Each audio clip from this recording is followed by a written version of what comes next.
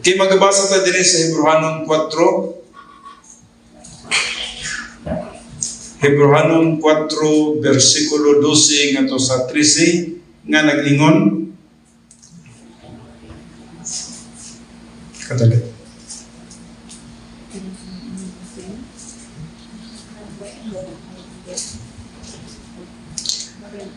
Kay ang pulong sa Diyos, buhi o nagalihok nga gamhanan, labi pang mahait kaysa espada nga duhay sulab, ug modulot ngadto sa kitagbuan sa kalag ug espiritu sa mga lutahan ug sa mga kauyukan ug mutugkad sa mga hunahuna ug katuyuan sa kasing-kasing.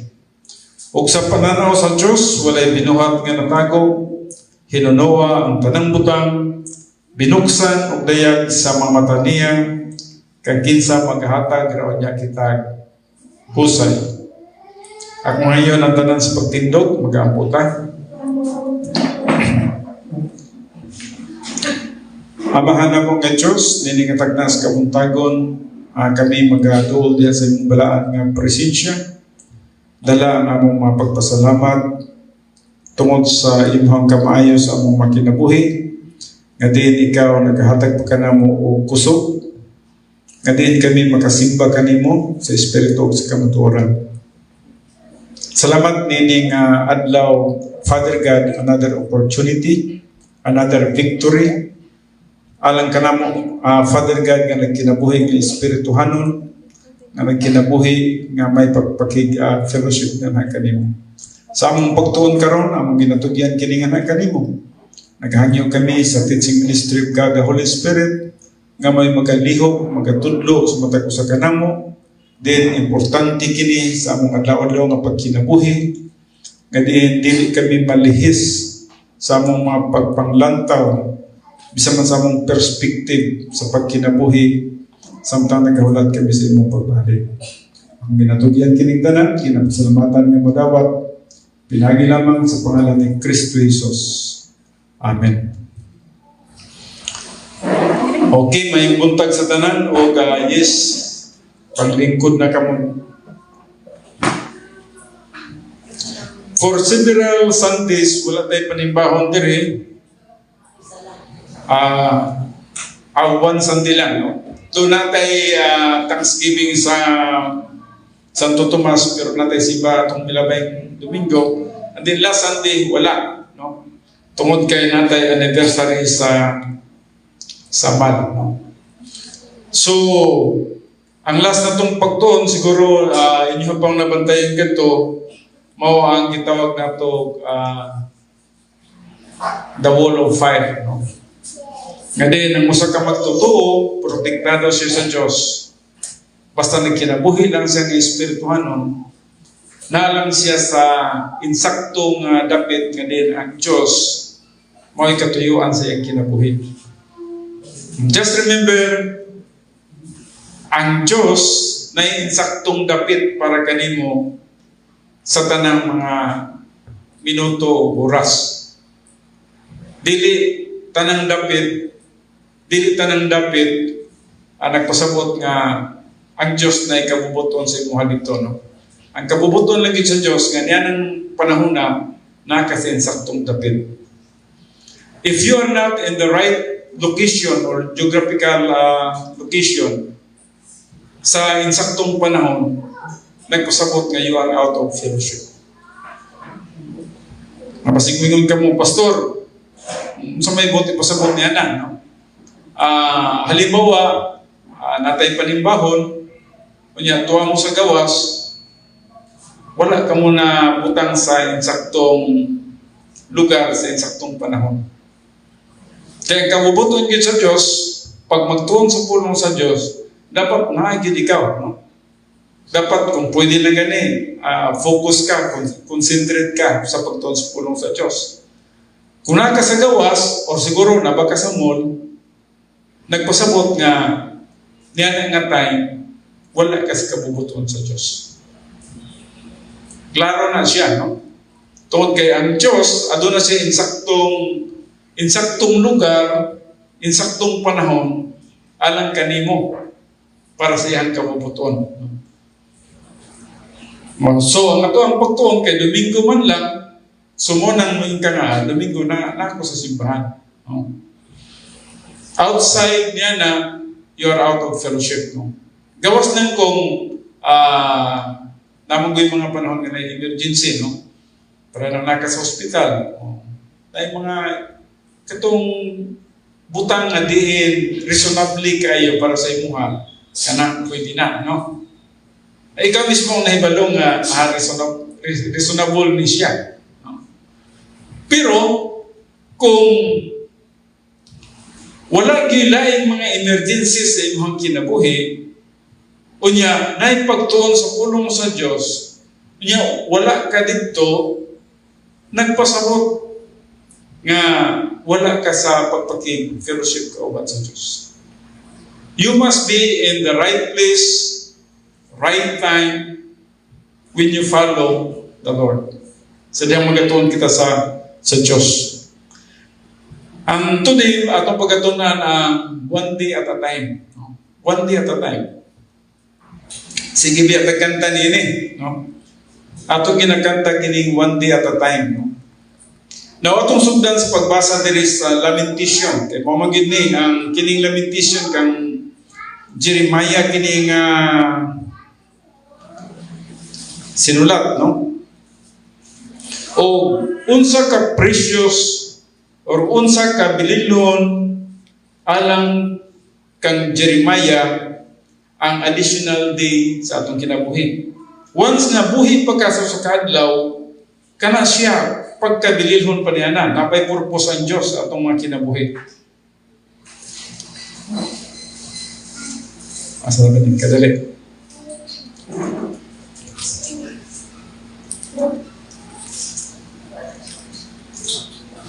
Pilit kayo.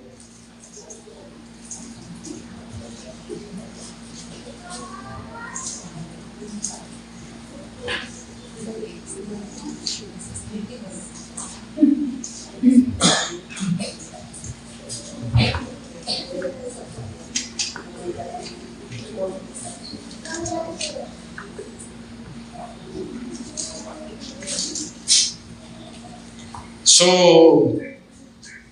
atong basahon ang Bisaya, kay mas kadaghanan ng isang tuwa makasabot sa Bisaya. No?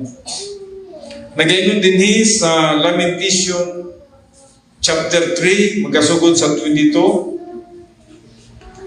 tungod sa mga mahigugmaong kalulot ni Jehova, kita wala mga lagad, kaya ang iyang mga kaluoy, kadali, kita wala mga laglag, kaya ang iyang mga kaluoy, walay paghubas. Sila ginabago sa matagbuntag, dako ang imong pagkamatinumanon. So, makinig-isgutan sa Lamentation 3:22-23. Ang Diyos, tungod sa iyang pagkamahigugmaon ka nato, nagadugan siya og adlaw sa atong pagkinabuhi. Og matag adlaw sa atong kinabuhi, very precious. Bililhon kayo. Now, nganong bililhon man ako sa kadlaw? Bililhon ako sa kadlaw tungod kay kanang adlaw, ang Diyos nagahatag ka nato for the purpose nga makadugang kita sa atong investment para sa eternity. Actually, ang gisgutan dinhi is gitawag nato og kanang opportunity para sa atong eternity. Ang matag adlaw gihatag sa Dios sa katuyuan nga kita maka-invest something for eternity. O busa ang Dios walang nagaundang sa paghatag sa iyahang kaluoy. Nag-provide siya sa tanang mga butang. Logistical grace, no? The Lord's loving kindness indeed never ceases, for His compassion never fails. No? Wala mapakyas ang Diyos. And then, number 2, logistical grace provision includes a day at a time to execute God's plan, will, and purpose for our life. Now, sa dihang ang Diyos dugang ka na to usa ka adlaw, meaning buhi pa ta, ang Diyos po niya na mag-supply po sa iyang panginahanglanon. Nasabtan mo ninyo na, no? Ang Diyos, mag-supply din siya ang panginhanglanon, kay nga naman, nasa katuyuan sa itong kinabuhi nga ma-execute na to ang iyang protocol plan. Ang iyang kabubuton sa itong kinabuhi. Nasa desire sa itong kinabuhi. Nasa gusto nga may tabo sa itong kinabuhi. Nasa gusto nga itong pagkabuhaton. Now, dito sa letter B. Letter B.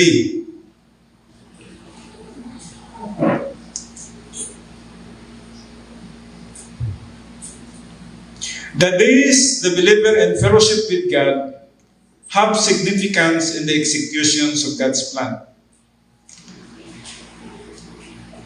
Kinahanglan sabta ni mo na no? Ang iyang gisgutan din nga ang adlaw din ang usa ka magtutuo ana sa pagpakig ang bitanay sa Dios adunay significance, meaning meaning nga naman maka-execute ka sa protocol plan of God. So, dili itong mga oras nga you are out of fellowship. So, wala giskutan din itong out of fellowship ka.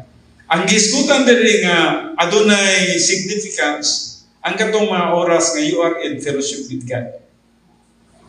So sa kaadlaw, wala kita mahibalo, unsa kita ka espirituhanon o karnal ba kita? Katong karnal kita, walay significance to. Ang may significance katong spiritual kita. No? So sa Psalms 34:11-12, atong basahon sa Cebuano, na naman ko din ha, pero in English mo na. No? Now, atong basahon sa Cebuano.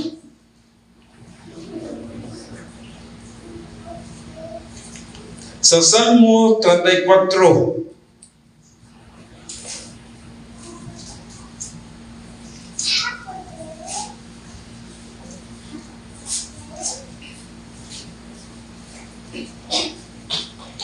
atong pagkasugdan sa 11, 12, and then ambak kita sa 14.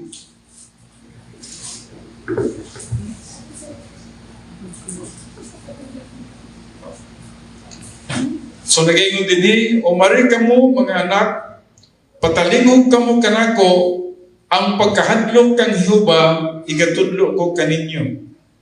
Ang pagkahadlok dili ni actually, ang pinakaduol yun din is respect, no? Respect, no? Kinsa ba ang tao nga magatinguha o kinabuhi o magahagugma sa daghang mga adlaw aron makita niya ang maayo. And then,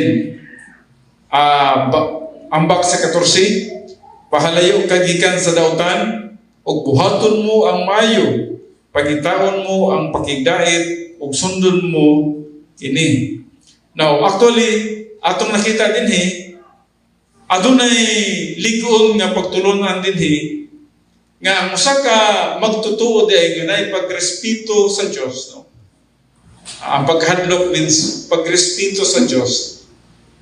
Nagpasabot nga willing siya nga magtuon gyud sa pulong sa Dios. Niya nang adlaw.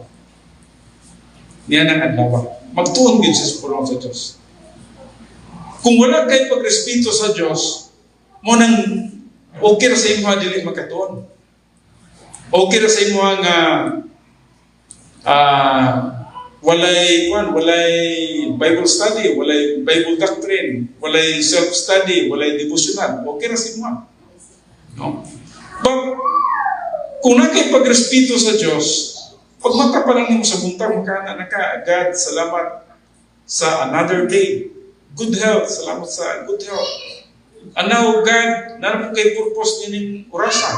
Kung saan po yung purpose niya? Wala laing priority number 1 nga purpose niya. Huwag yun ang pag-study sa Word of God.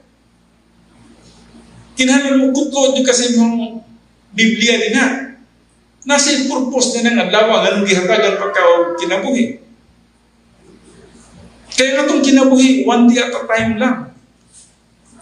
One day at a time lang. Ay sa paguna-una sa sunod ng adlaw kay ang Diyos na purpose sa laing adlaw. So, the plan of God, importante, no?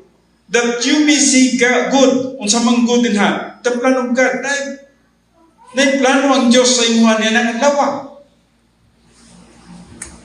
Dili ang plano sa Diyos ni mo niya ng adlaw nga maratil ka, mapanik ka, kay daghan ka mga lakaw, daghan ka buluhaton, daghan ka himuon, daghan ka preparation para sa imong mga estudyante, para sa imong mga unsa pa na, mga halaman, mga tanong, no?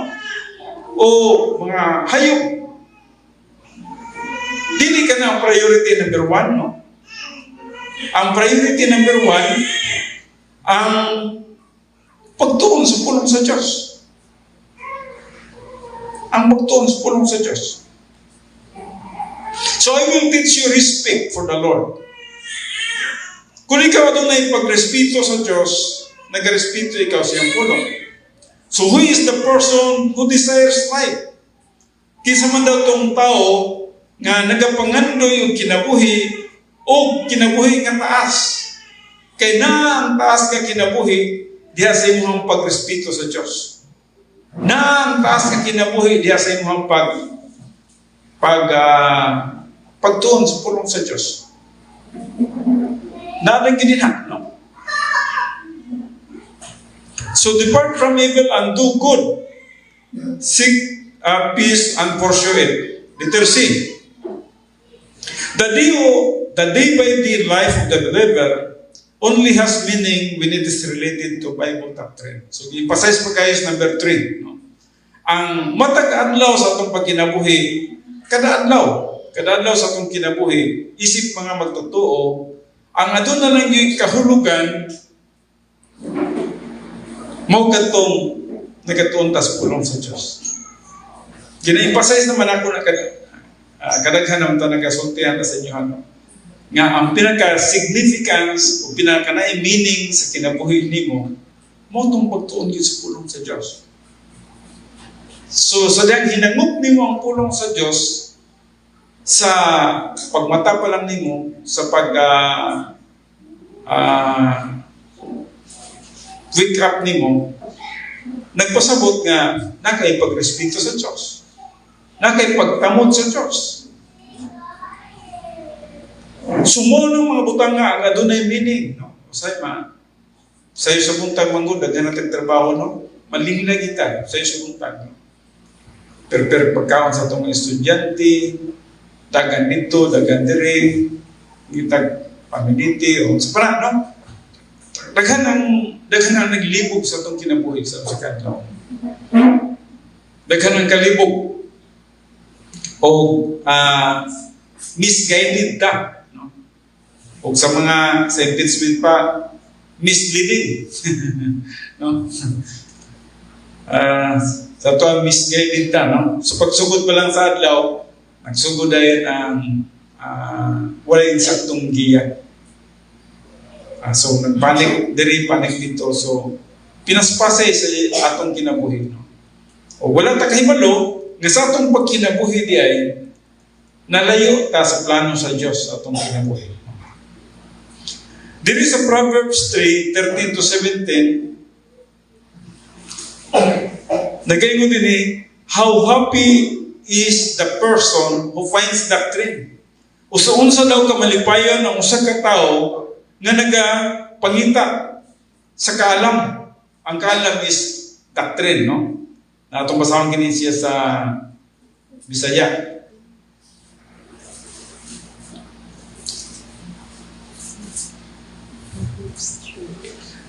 Proverbs 3:13-17. So naging din malipayon ang tao nga makakaplag sa kaalam o ang tao nga makakapot sa pagsabot. Nung nga kasi Solomon, sa diyang ipapili siya sa Diyos o kung sa iyang pangayon, nganong kaalam ang iyang gipangayo. Wala gid siya nagkamali. Kaalam ang iyang gipangayo. Dili ang mga material nga mga butang iyang gipili, kundi ang kaalam. Kaya ang pagkabaton niini labi pang maayo kaysa pagpamanggad sa salapi. Ang pagbaton daw sa kaalam mas maginansya pa kaysa kwarta. Ug ang kaayuhan nini labaw pa kaysa imong mga bulawan. So, kung natin kay kaalam, mas benepisyo siya sa imuha kaysa mga material ng mga butang bisan man sa bulawan. So, importante ang kaalam. Ang pangutana, asa man na ito makaplagan ng kaalam? Ang kaalam naman lang sa pulong sa Diyos. Ang kaalam di pangayon ni Apostol ni Solomon, dili man kaalam nga kalibutan. Kaalam man nga espirituhanon. Dili kalibutanong butang. Hawd kag mat. Tingala na tanihan nga tudluan na tag mga unknown factor. X plus Y plus Z. Libog na ta kay letters nga gipang plus din ha. Huwag mo tagibalo kung saan na pag-plus. Kaya ang plus na ito na ibuluan, number man lang yun. Pero sa dihan nag-major na ang imuhang math, at tuluan ng mga letters. X. Sa parang ba nila, no? Ang ipangayon ni Solomon is kaalam. Ang kaalam ang God, mo'y nagatultol o nagagiya ni mo sa adlaw-adlaw ni mo mapagkinabuhi. Kung wala kay kaalam, nagkinabuhi ka sa imuhang abilidad. Just remember ha, kung wala kay kaalam yan ang adlaw, nagkinabuhi ka sa imuhang abilidad. Sa imong pamaagi, sa imuhang, nangusog ka ba? No? Ikaw yun ang nagbuot sa imuhang, para ba sa imuhang, ikaw ay nagtimon sa imuhang pagkinabuhi. Wala kay guidance. Wala kay guidance from the Holy Spirit. So we say, how happy is the person who finds doctrine and the person who gains understanding. Ang usa ka tawo nga ganansya sa pagsabot. For here, profit. Now, ang here dili babae ang iyang gisgutan, no? Ang gisgutan din ang Bible doctrine. Feminine siya, no? For here, profit, meaning ang profit nimo, ang ginansya nimo sa Bible doctrine is better than the profit of silver and her gain better than fine gold. So, wala siya naghisgot diri sa tao, kundi naghisgot siya sa Bible doctrine nga naibinipisyo para sa imuha. Kung ang Bible doctrine mo gihatagan mo priority number 1. So she is more precious than precious stones, and nothing you desire compares with her. No? Dili mo makukumpara siya. Ang kaalam nga yung masabtan sa pulong sa Diyos, dili mo ikakumpara sa mga butang ng kalibutanon, bisan pa sa bulawan. Pero ikaw, papilion ka, asa ka sa bulawan, sa kaalam. Ang dritso, mandyo kagambak sa bulawan ba? No? Kaya imong una-una, kwarta na. Bulawan pa yun. Labaw pa sa kwarta, no? Now, length of this is in her right hand. Nagpasabot, kung na kay doktrina di sa imong kalag, mutaas sa imong kinabuhi. Now, kung sa may magic diha, kung sa may magic nga mutaas man ang imong kinabuhi, kung na kay doktrina di sa imong kalag. Una, guided ka. Kung gigiyahan ka sa Diyos, tungod sa pulong sa Diyos na nasa imong kalag, dili ka outside of fellowship. Kasi ang outside of fellowship, may danger dito Pwede ka mo pasok sa divine discipline. So, waka kebalo dito nga walay wall of fire nimo dito. You are out of fellowship. Kung out of fellowship ka, ang protection sa Diyos nimo wala. Salamat lang sa Diyos, ibig na out of fellowship ta sa many times nga buhi pa ta karon. But supposed to be, when we are out of fellowship, ang danger dito. O takay balog, hulugan na tao. bala dito sa gawas. Matigbasan ba ta? No? So walay divine protection when we are out of fellowship. But sa diyan na ka sa kabubutong sa Diyos, ang wall of fire na sa iyong heart. You are protected. So length of days is in her right hand. Another thing, anong muta sa inyong kinabuhi? Kuhan ka. Kalmado ka. Kalmado ka. Ang number one na makapaubos sa itong kinabuhi, unsa? Kining gitawag na to unstable mind. Kining sobrang panic, sobrang kahadlok, sobrang kagul, sobrang kaguliyang, nag-cause of stress, nag-cause of high blood, nag-cause na og bisag unsang balakian sa imong kinabuhi. May bulong ka na, hindi ka na kabarog, di ay nasobrahan sa stress ang atong lawas. O mo na gitawag psychosomatic. Combination sa mind o sa body. O kung sa itong hitabo sa imong mind, o kung sa itong nasa sulod, kung sa itong stress nga nasa imong mind, may resulta sa imong lawas. So mo ng psychosomatic. No? Soma means body. No? Mo resulta sa itong lawas o kung saan nasa itong huna-huna. But when you are calm, kanang nakay kalinaw, nakay pagsalig sa Diyos, imong ma-experience ang kanindot sa kinabuhi. O walay psychosomatic. Walay panghuna-huna sa imong ibabaw, sa imong right lobe, nga nag-cause og kadaot sa imong lawas. Sa kanan, no? So, length of days is in her right hand, and in her left hand are riches and honor. Now, gawas niya na, kung nakay kalam, dili lang ang divine protection o muta sa imong kinabuhi, kundili, musunod ra pud ng bahandi. Riches and honor. So, her ways are pleasant ways, and her paths are prosperity. Now, nga naman,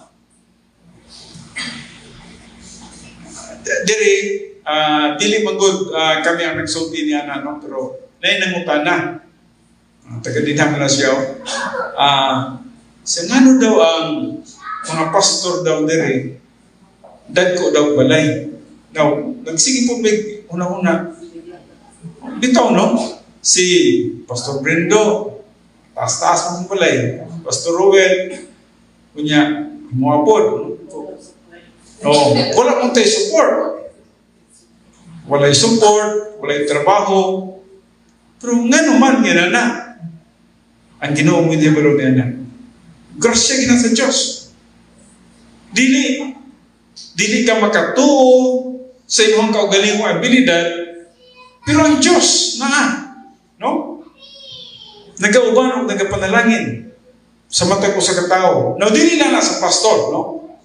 Huwag mong ikumpara ang mga magtotoo, dili magtotoo, supposed to be, mas mo angat yun ang mga magtotoo kay anak ka sa Diyos.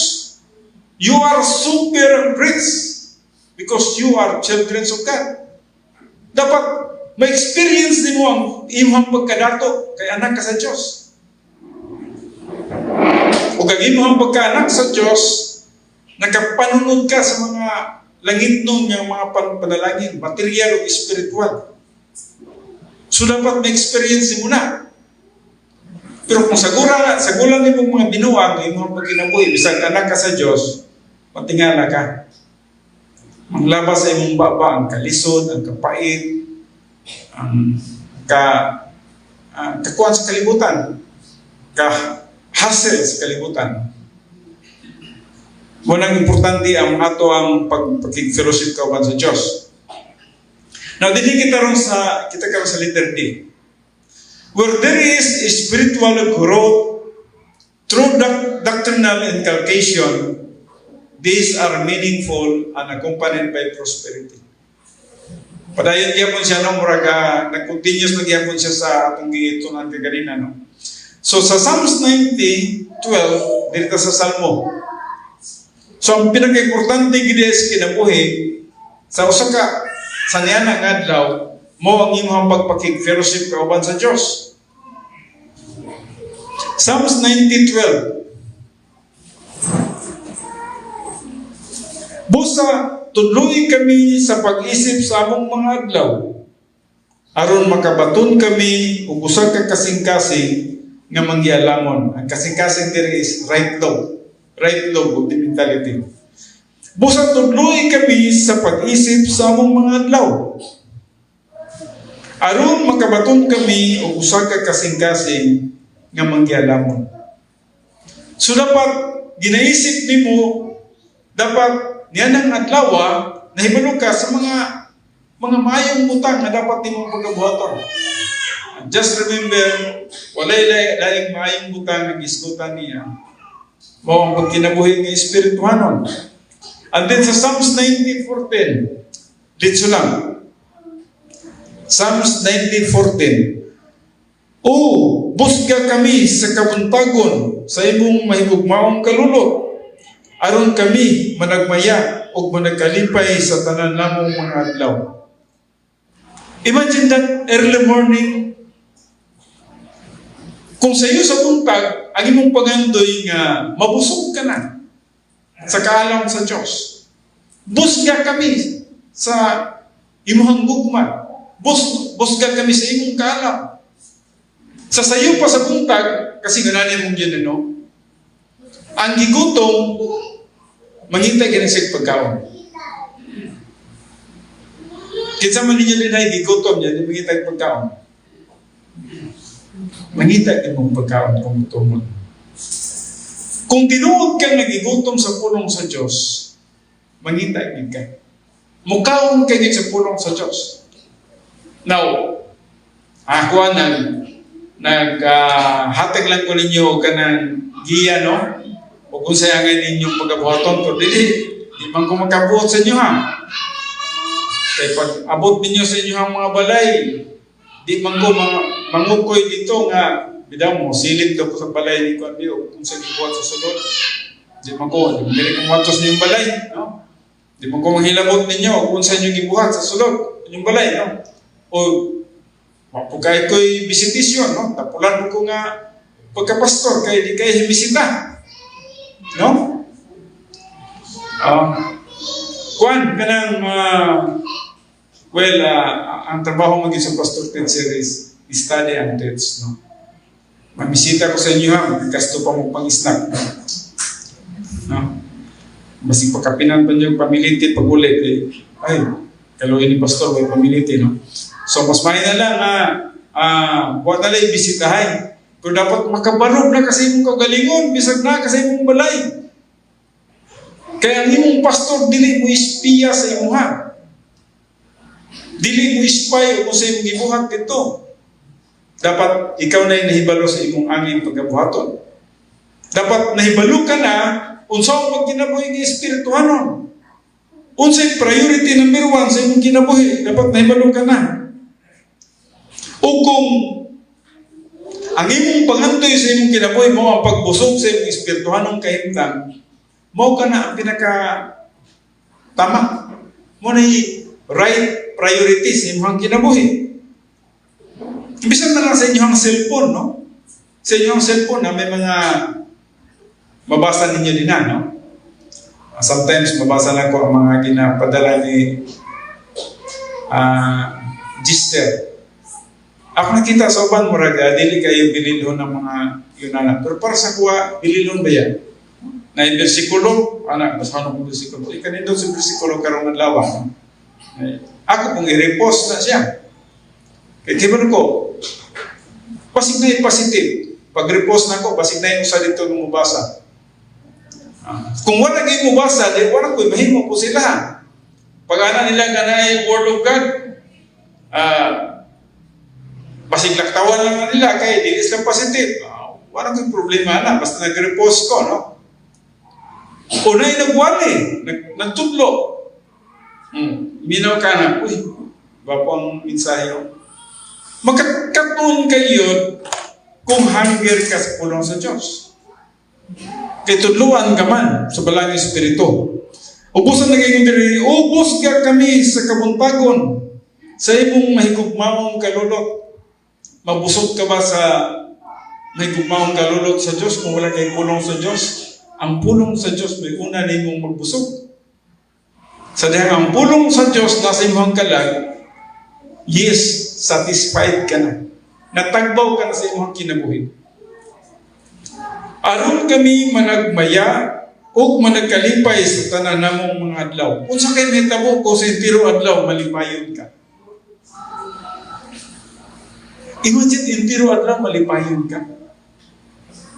Merong nagmalipayon ka, tungkol kayo nabusog ka. Early morning, nabusog ka na sa pulong sa Diyos. Excited ka na sa kinabuhi ngayon ng adlaw, ask unto the Lord. Dili ka ma-divert sa mga kalibutan ng butang, no? And then Jeremiah 15:16. Hindi kita sa Jeremiah 15:16. Isaiah, Jeremiah 15:16. Jeremiah.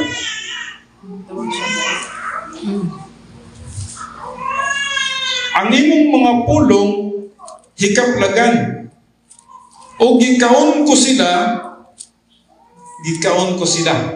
Gikaon ba nimang pulong? So, ang illustration niya nga imong gitunan. No? O gikaon ko sila. O ang imong mga pulong alang kanako mo'y kalipay o pagmaya sa akong kasing-kasing. Kaya ako ginatawag sa imong ngalan, O Jehovah, Diyos sa mga panahon. Pagkalindot na si pulong sa Diyos. Sa una, siguro at the age of mga 25, 30, sige na niyo kung kadungo kung saan ka-importante ang pulong sa Diyos. Sige na kung kadungo ka na. Bisagin sa musulti nga, kuhan yun, ihatagin pagtagad ang pulong sa Diyos. Pero, wapakadulog diri ba? Wapakadulog diri, no? Pasig mo po na, napasan niyo mga right loop of the mentality, pasig wapakadulog diri. Kung saan ka-importante ang pulong sa Diyos. Dugay pa kung nag-struggle. Pero sadyang, nanghinay-hinay na siya dulot, nanghinay-hinay na po siya kalami. O sadyang kalami na siya, nga nagkalami na siya, nahimog na nimong habit. Mahimog na nimong habit. So, dili siya pareha sa sili nga pagpusan mo na halang ditso. Kinahanglan consistent nga pagtuon o pagpaminaw sa pulong sa Diyos. Kung dili ka consistent sa pagpaminaw sa pulong sa Diyos, hindi mo na matagamtaman ang kalami sa pulong sa Diyos. Ang imuha, ang kalaay. Kung patod pa ni Glinda kanina, sa una daw, sa iyang kinabuhi, pag magbasa siya pulong sa Diyos, awasan ng kapins, magkatulugo na siya. Dinuod mo na. Kung wala ilami sa imong pulong sa Diyos, pagbasa ni mo na, parang kayo nagbasa comics napabay comics ka ron? Wala na no? Unsa na may gipuli na? Unsa na? Unsa na mga libro ninyo? Nagipuli. Mura na ang katingalahan pagid ba? Tanawa ha? Magbasa mo libro ng kalibutanon, di ba hudon nyo basa? Hudon nyo basa kung kalibutanon ng libro, da ginuton ninyo itong katapusan dito nga, unsa na kinahita po sa unahan. Kaya ang direktor, maayaw mo po kayong direktor. Bitinon mo po kasi direktor. Kung di mo basahon ang sa unahan, murag mabitin ka. Murag magyapog ka ng drama sa TV. Nga, putlong nila sa climax yun. Unsa kay sunod adto, no? Magsikag una-una, pagkaugma, sundong gini mo to siya. Kay mayam gid sila. Pero Bible, paraplin lang na paraplin lang Ginoo. Nagkinahanglan siya kagutong, kauhaw. Mabito na sa John 6:35, atong basahon ng John 6:35. Karon dotod. Ato sa nitiwason, kini Jeremiah 15:16. Kung anong bisulti siya diri. Lupaday. Ang imong mga pulong hikaplagan o gikaon ko sila, o ang imong mga pulong alang kanako mo'y kalipay o pagmaya sa akong kasing-kasing. Kaya ako ginatawag sa imong ngalan, o Jehovah, Diyos sa mga panahon. Dili basta-basta si Jeremiah, no? Ang handom niya ang pulong sa Diyos. Gutom siya kanunay sa pulong sa Diyos. Sa unang mga panahon, ang templo, na sila'y gitawag ng mga Levites, na sila'y mga priests, yan na sila'y mga rabay. So, ang templo sa unang panahon, ginagamit nila as classroom. Once nga mo ka dito, na magtutudlo dito. Na magtutudlo sa templo. Sa tuwa karon simbahan naman God, no? So, naipagtuon sa pulong sa Diyos sa simbahan. Pero, di na ito nakita kang Jeremiah o unsa ka importante ang pulong sa Diyos yung kinabuhi. Para sa ihab, mo gini ang gikinahanglan ako, ang pulong sa Diyos yun. Now, ambak sa kanila sa New Testament, sa John 6,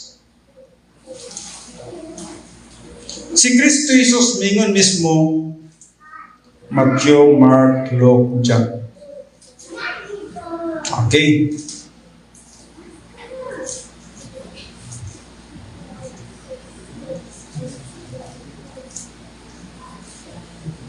Yeah, okay nang gingon ni Jesus. Ug si Jesus mitubag kanila, ako mo ang tinapay nga naghatag og kinabuhi. Siya nga muari kanako dili gutomon, ug siya nga musalig kanako dili gayud uhawon. Dili na kapagagutomon, dili ka na pag-uhawon.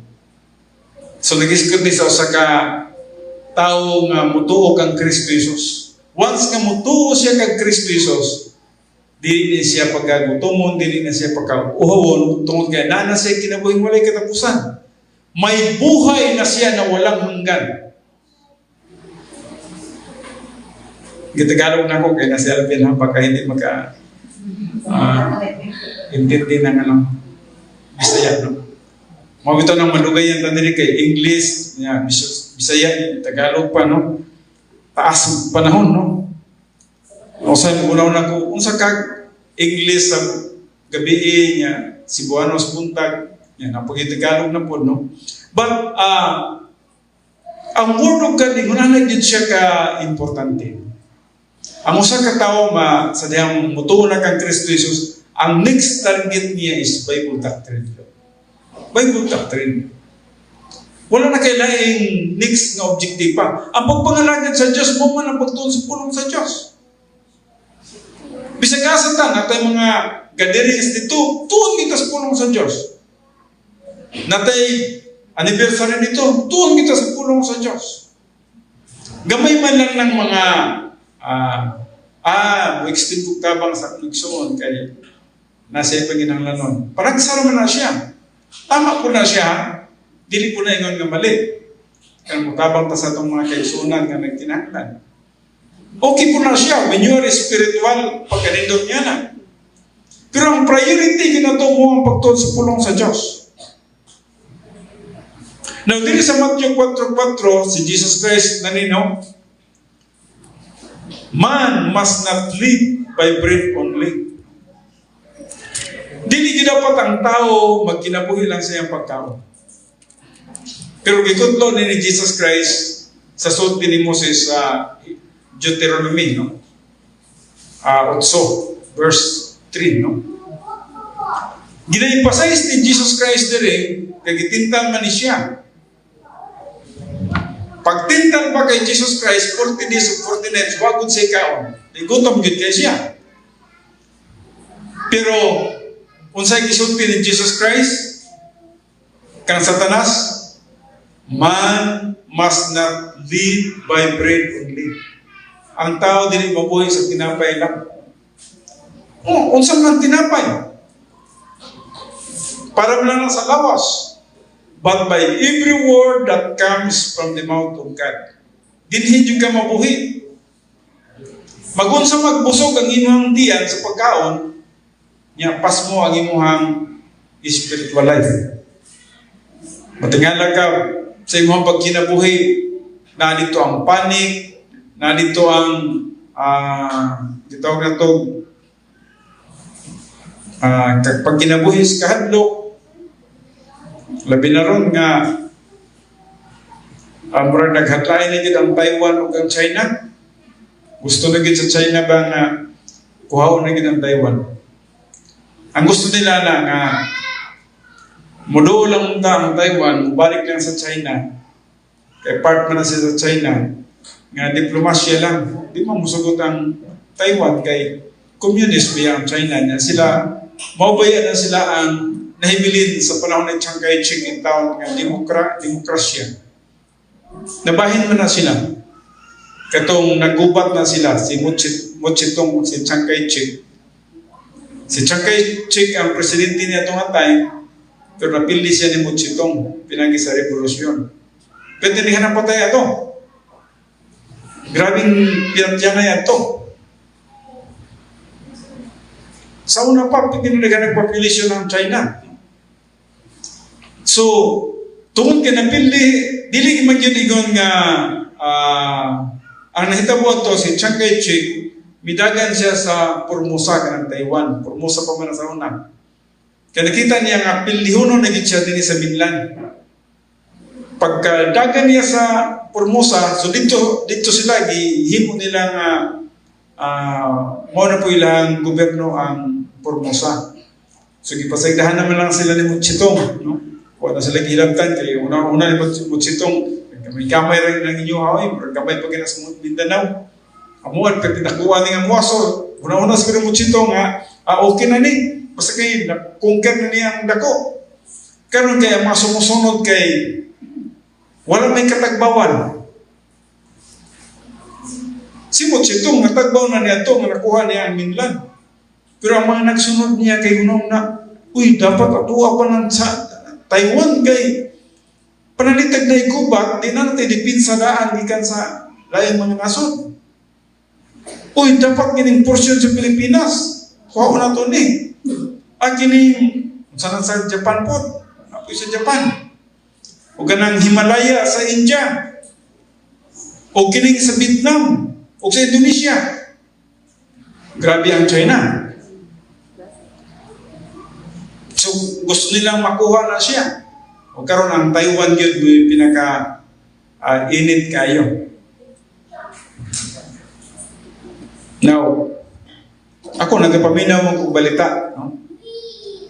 Pero, yes, ang ato ang safety na magod si Ginoo. Lagi ang safety si Ginoo.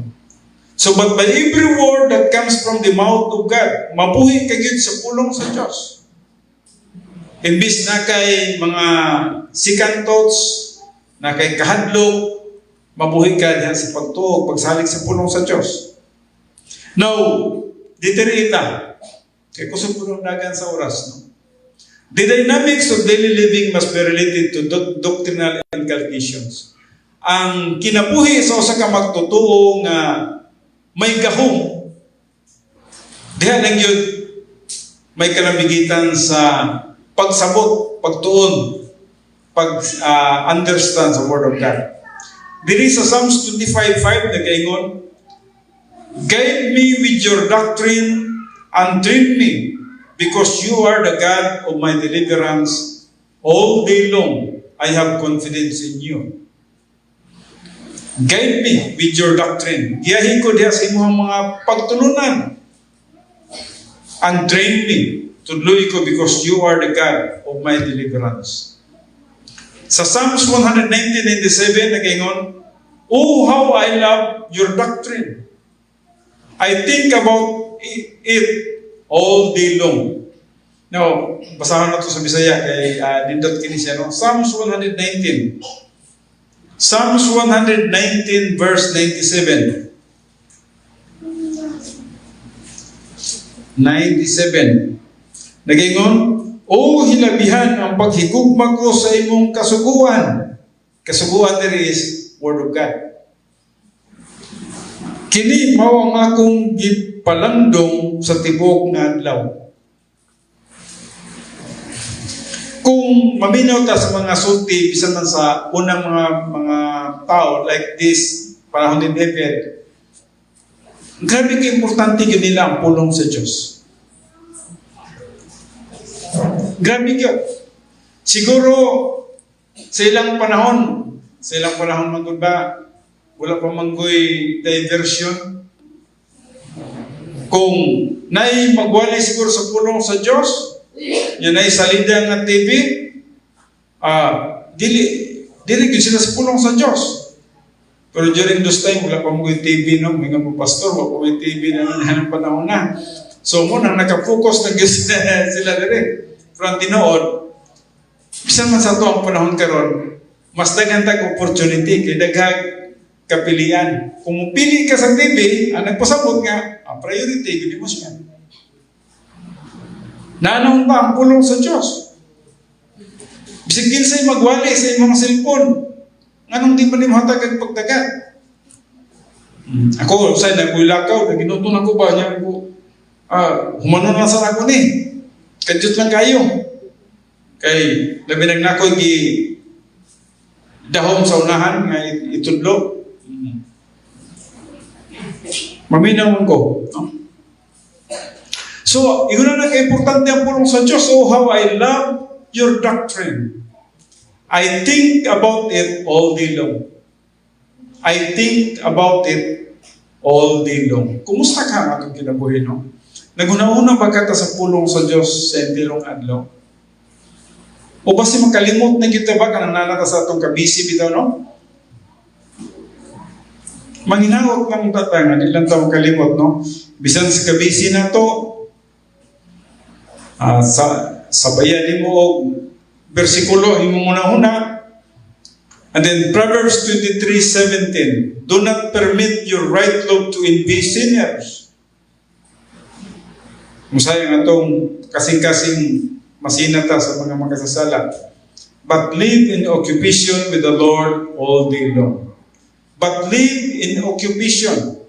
Sa ubang nga translation, but live sa diha nga kining occupation murag gyud nag-fear of the Lord, no? Magkinabuhi ka diha sa pagkahadlok sa Ginoo sa tibok nimong kinabuhi. But I like occupation, no? Magkinabuhi ka diha sa paghuna-huna sa Ginoo sa tibok nimong adlaw. And then sa 2 Corinthians 4:16, therefore we are not discouraged, for though our outer man is decaying, kining outer man nato, kining atong lawas, no? Our outer man is decaying, yet our inner man is renewed day by day. Meaning atong spiritual life, na-renew siya, adlaw-adlaw. Nakikusog. Then Romans 14:6-8, he who observes the day, observes it for the Lord. For not one of us lives for himself. Dapat ang adlaw nga gihatag si Ginoo sa ato atong ikinabuhi kana para sa Ginoo. And not one of us dies for himself. If we live for the Lord. If we die for the Lord. Therefore, whether we live or die, we are the Lord's. So dapat ang atong kinabuhi, no? Nagit si Ginoo. We are living one day at a time. Letter F. Kining James 4:14 nagaingon din, no? Yet you do not know what your life will be like tomorrow. You are just a vapor that appears for a little while and then vanishes away. Kung sa mong kinahitabo din sa James 4:10, kung basahon niyo mga sinugdanan din, nagunahan ni siya negosyo.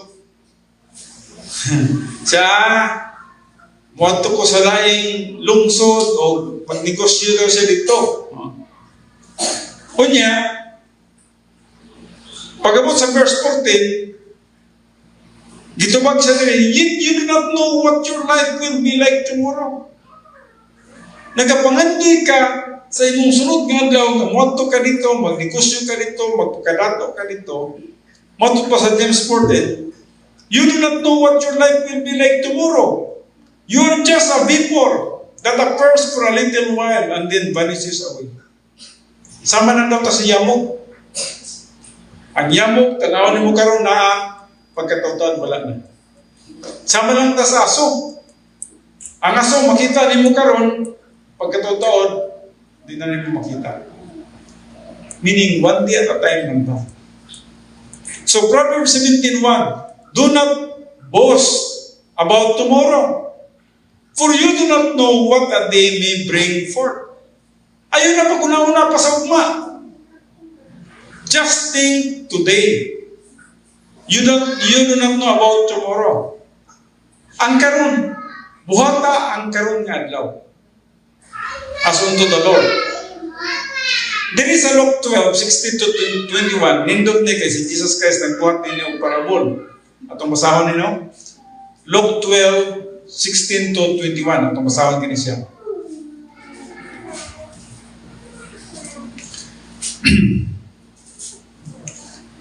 Lucas 12, sugod kita sa 16. O iyang gisuginlan sila usa ka sambingay nga nag-ingon. Ang yuta sa usa ka taong dato mihatag og daghang abot. O namalandong siya sa iyang kaugalingon nga nag-ingon. Unsa may akong buhaton? Kay wala man ako'y katipigan sa akong mga abot. Og siya miingon, ganani biya buta no? Magbuhat-buhat ka ng isip-isip sa tong kaugalingon ba, no? Og siya miingon, ang akong buhaton mo kini, akong gubaon ang akong mga budiga, og tukurong ko ang labi pang dako, og sunod niini, tipigan ko ang akong tanang abot og mga kaptangan.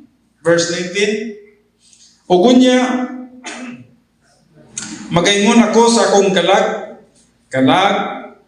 gikataganaan na ikaw ubay-ubayng bahandi alang sa daghang katuigan. Kuyawag isang kalagoy, no?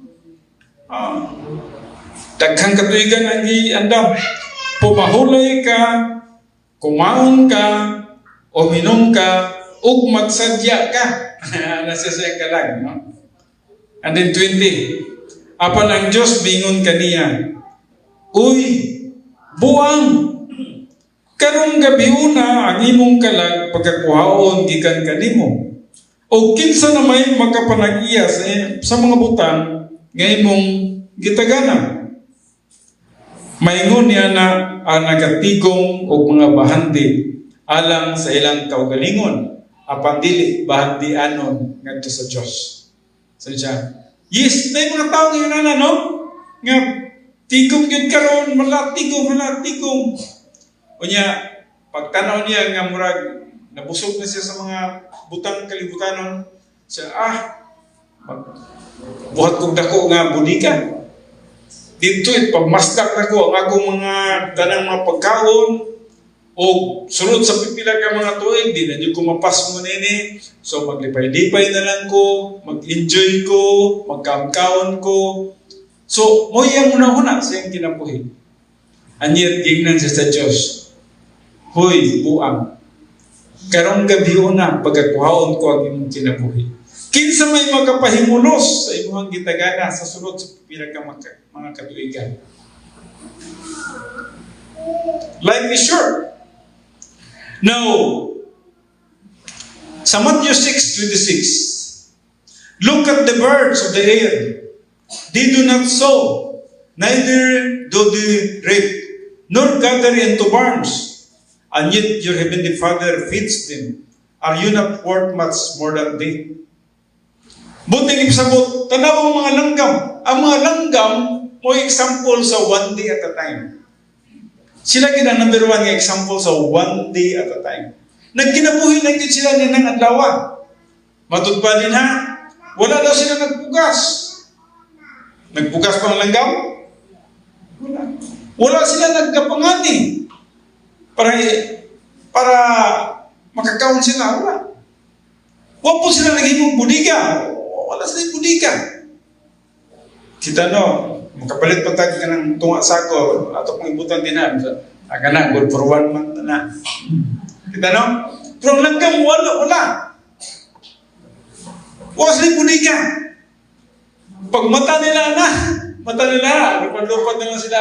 Ang Diyos, nag-prepare na nilang pagkaon. Kung nga sa kahoy, mga ulod, iigo na sa lupad na. Pag humang sa adlaw nila, ingita na po na sila katuluganan. Ana na sila kasimpul.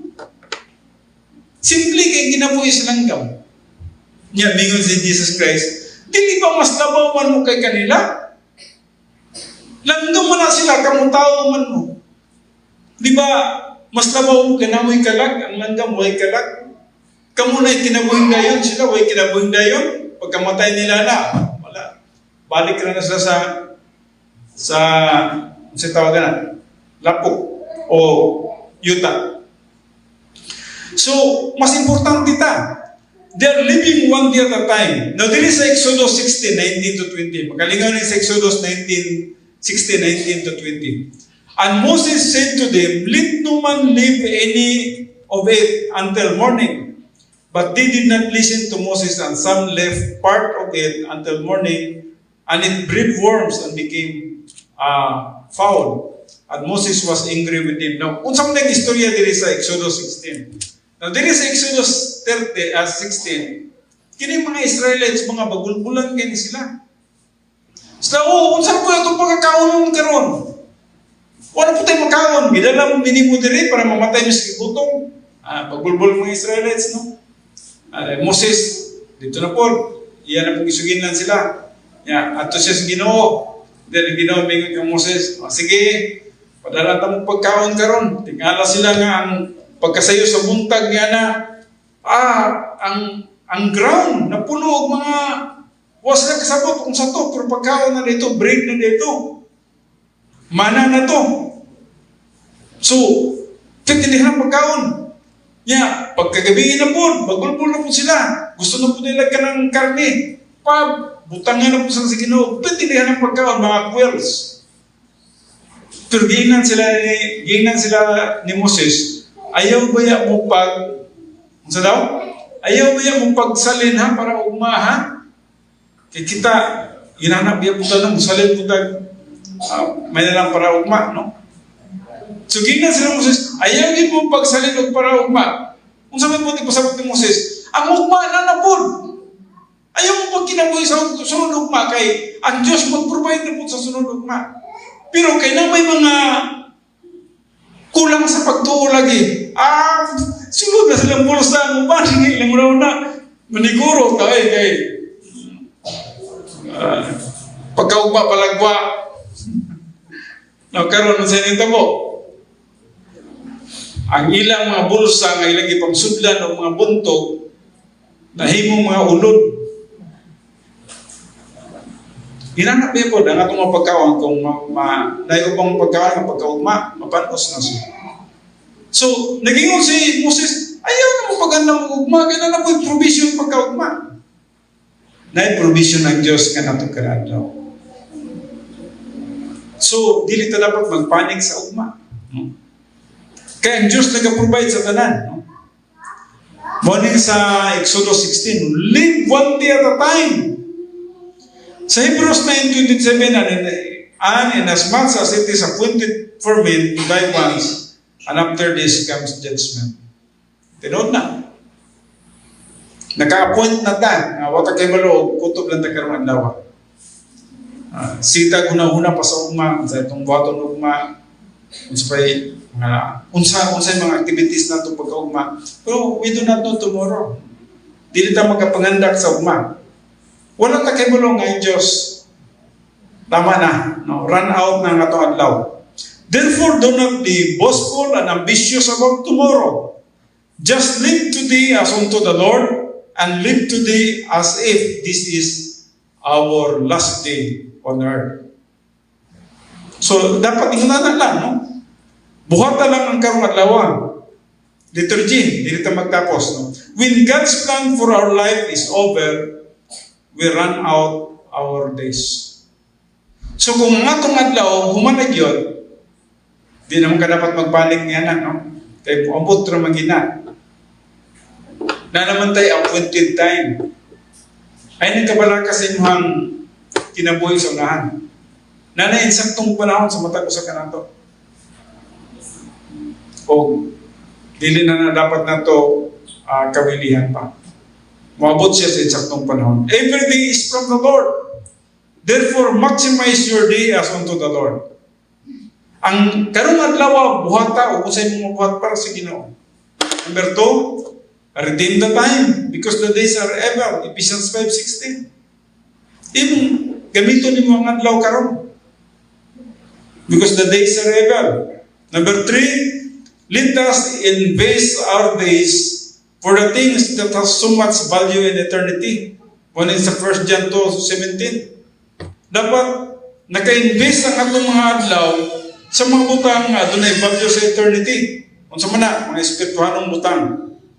Dili ang mga material nga mga butang. Number 4, set your mind on the things above, not on the things that are on earth. Colossians 3:2.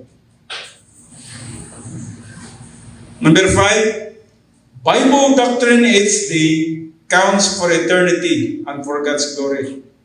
Now, just remember, no? Kung giunsa nimo pagtuon ang pulong sa Dios kada adlaw, mo na i-value sa eternity. Nasabtan niyo na? Nasabtan? Paghigahin din mo gulo ba, no? Nasabtan na. Asa man yung mga Biblia? Pasig, ibukbok na natin yung Biblia. Butang na ninyo dito sa mga kabinet na niya. So, Bible doctrine each day counts for eternity and for God's glory. And then number 6, we almost run out our days. Ako, 62 na ko. Si Brother Andoy, pila na edad na to, Brad? 63. Oh, magulang pa sa kuha. Hapit na hindi mo rin itong adlaw ni Brad ba, no? No? Ang Diyos, kung naghatag na ito 70, dito na lang takatuig, no? So, napagdito katuig, no? So, hapit na mahurot ang itong mga adlaw.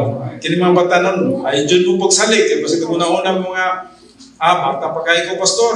Ay mo pagkumbiyansa kay ato mo simitiri. Di ba na yung naguna-una dito nga, mo po. Oh. So, yun na, no? We almost run out our days. Therefore, invest for eternity, not for temporary. I just don't na nasabtan ninyo nila. Dili sa mga temporary yung butang. Dapat mag-invest ka sa mga butang nga permanente.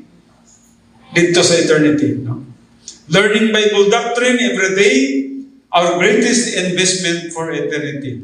Luke 10:42, bisa man sa Jeremiah 15:16. Morning kinabuhi ni Maria, i-prioritize niya ang pulong sa Diyos sa iyang kinabuhi.